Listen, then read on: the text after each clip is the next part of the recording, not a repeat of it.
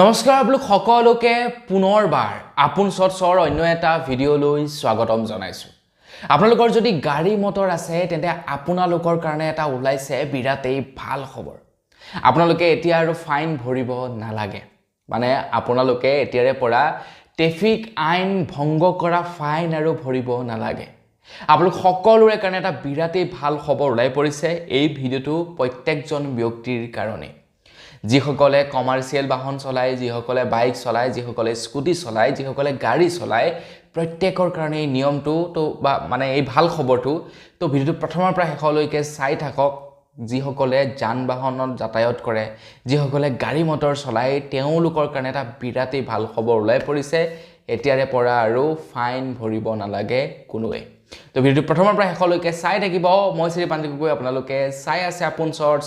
আহক আৰম্ভ কৰোঁ আজিৰ ভিডিঅ'। আগবাইছোঁ আজিৰ খবৰটোৰ ফালে। অৱশ্যে আপোনালোকে যদি ট্ৰেফিক নিয়ম ভংগ কৰে তেন্তে ফাইনটো ভৰিবই লাগিব। ধৰি লওক আপোনালোকে নো পাৰ্কিঙত গাড়ী ৰখাইছে, তো আপোনালোকে ফাইন ভৰিবই লাগিব।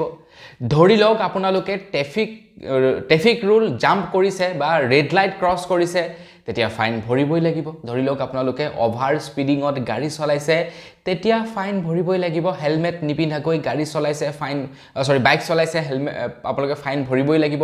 ছিট বেল্ট নলগোৱাকৈ আপোনালোকে গাড়ী চলাইছে, তেনে ক্ষেত্ৰত ফাইন ভৰিবই লাগিব। কিন্তু আপোনালোকৰ কাৰণে ওলোৱা ভাল খবৰটো হৈছে এইটোৱে যে আমি ফাইনবিলাক যে ভৰোঁ, আমি মানে কোনেও ফাইন ভৰিম বুলি ওলাই নাযায়। চাবচোন আপোনালোকে হেলমেটটো যিদিনাখনি পিন্ধি থাকিম সেইদিনাখনি ক'তো চেক নবহে, কিন্তু যিদিনাখনি হেলমেটটো পিন্ধি নাযাম বাপেকে সেইদিনাখনি চেকটো বহিব আৰু ফাইনটো ভৰি থৈ আহিব লাগে।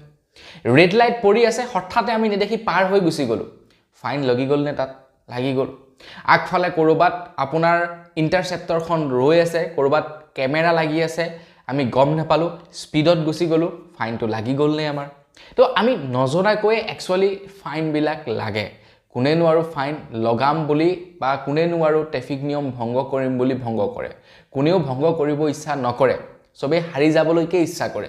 কিন্তু যেতিয়া কপাল বেয়া থাকে সেইদিনাখনি ফাইন কাট খাই গুচি যায়, সেইদিনাখনি ফাণ্ডত পৰা যায়। কয় নহয় বোলে 100 গৰু মাৰিলে বাঘৰো মৰণ হয়, ঠিক তেনেকুৱা কথা। আপোনালোকে মানে অন্য দিনাখন দৰকাৰ হ'লে হেলমেট পিন্ধি থাকক, যিদিনাখন হেলমেট নিপিন্ধিব সেইদিনাখনেই আপোনাৰ সন্মুখত আহি ট্ৰেফিক পুলিচ কেইজন খাৰা হ'ব যে দে ভাই 1000 টকা দে। আপোনালোকে দৰকাৰ হ'লে প্ৰত্যেক দিনাখনে ছিট বেল্ট লগাই যাওক, কিন্তু সেইদিনাখন আপোনালোকে ছিট বেল্টডাল নলগালে আপোনাৰ মুখত আহি পিনে মানে ট্ৰেফিক পুলিচ পাই যাব যে দে ভাই ফাইন দে। গতিকে আপোনালোকে এইবিলাক সমস্যাৰ পৰা এতিয়া আগতীয়াকৈ গম পাব পাৰিব। মানে ক'ৰবাত ধৰি লওক ইণ্টাৰচেপ্টৰ বহি আছে, ক'ৰবাত ধৰি লওক CC কেমেৰা লগাই আছে স্পীড লিমিট জুখিবৰ কাৰণে, ক'ৰবাত ধৰি লওক ৰেড লাইট পৰি আছে।